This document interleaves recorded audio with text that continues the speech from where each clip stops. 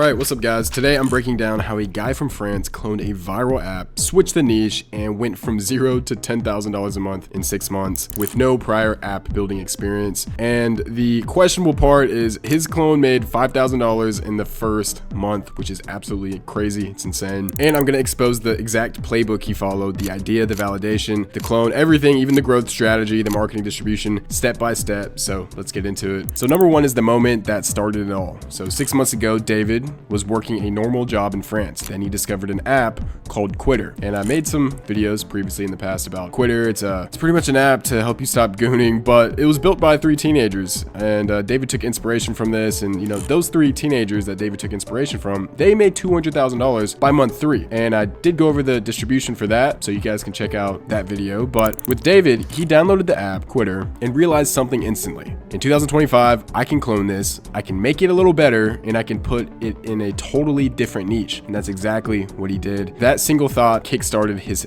entire journey. But the thing is, he didn't just pick a random app. Here's how he identified the perfect opportunity. He found a proven winner. So Quitter was already performing insanely well. I see David on Twitter often, and Quitter is spoke about a lot, along with Cal AI on Twitter. And you know, these 2 apps were very well known. And obviously Quitter was making $200,000 a month with a great onboarding flow and strong retention because of the community. And he looked for another large pain point where the same app structure could work. And his choice was helping women quit sugar and stop cravings. So this niche was underserved, a niche people emotionally care about, and a niche with millions of potential users. In my previous videos, I talk about you want to sell painkillers and not vitamins. And I would say this one is a painkiller because when you're selling these apps to women, obviously the pain point is, you know, it could be clear skin, losing weight, reducing inflammation, and just visually looking better. So once David found the sub niche and copied the structure of the successful app, he validated the niche in literally under 30 minutes. He used Google Trends. He searched keywords like stop sugar, quit sugar, and he looked at the trend line and he saw 5 years of steady growth. And after that, he checked how many influencers were talking about sugar addiction and cravings on TikTok and Instagram, and he found tons of Gen Z women making content on the topic. And that was enough proof. The demand was real. A lot of influencers are talking about it, and that kind of goes into the distribution, which I'll go over later in this video.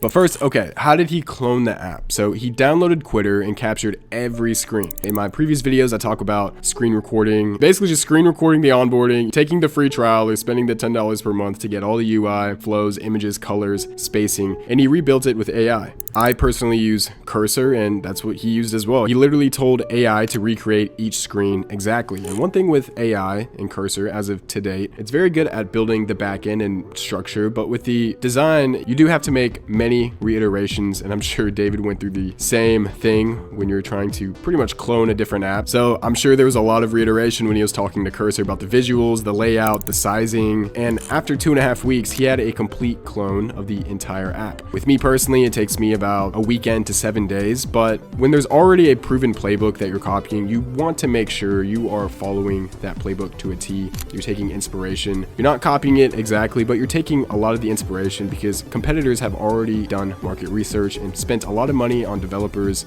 and A/B testing. So you'd be doing yourself a disservice if you did not try to take specific inspiration. The things that David did different with this app was he changed the app from black to pink, addiction to sugar, and workout habits to sugar cravings, and everything else stayed the same. And after from the time to the idea to the live app, it took about 3.5 weeks. He submitted it to the App Store, which takes about a couple days to a week for you to get approved for your first app. And a lot of you guys are probably asking, what's the tech stack? You know, what softwares or websites does he use to basically build this 5K per month app? It is obviously Cursor that I went over, Figma to import screenshots. I personally put my screenshots in FigJam. It's basically Figma. And he uses Firebase to handle login, authentication, and backend. A lot of you guys hear about Supabase on Twitter and X. I've used that in the past, but Cursor is just a little easier to vibe code with Firebase. There's less manual things you have to do with Firebase. It's owned by Google. I definitely recommend it. So he uses Revenue Cat, which is pretty much the Stripe of the App Store, and he uses that to track subscription revenue. He uses Mixpanel, which is a staple to see how far people get in your onboarding. And another thing that a lot of people don't talk about is this website called Top Yappers. He uses that to find influencers who are already promoting similar apps, and he uses TikTok Spark ads to boost the influencer's post. Now, I know a lot of people pick and choose, which is just, you know, do you go Facebook, do you go the TikTok and Meta ads route, or do you just go straight organic. David took a unique approach and used both. So he used both simultaneously with promoting the influencers post with obviously paid distribution. So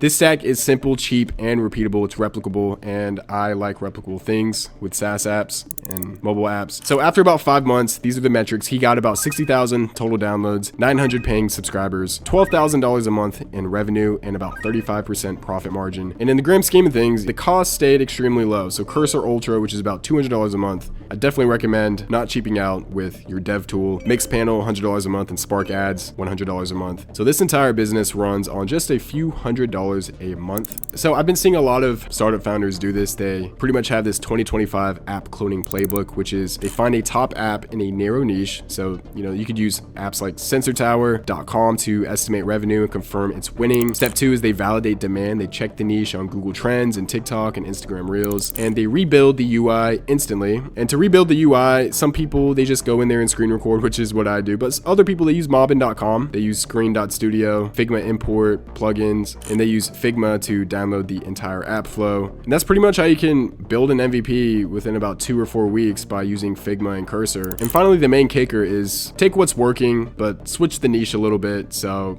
obviously it's not going to be as saturated. Your competitive advantage is using what's already works, but in a smaller niche, which is all you need to get to like 5 to 10K per month. So David's biggest piece of advice is simple, which is copy each screen, copy each word, and change the niche and ship, which is, I completely agree with that. He didn't reinvent anything. He cloned a successful model, adapted it to a new audience, and let the market do the rest. And that's how a non-developer turned a screenshot folder into a $10,000 per month app in 6 months. So if you want to see more videos like this, more breakdowns like this, drop a comment and subscribe. And that's it for today's video. Bye.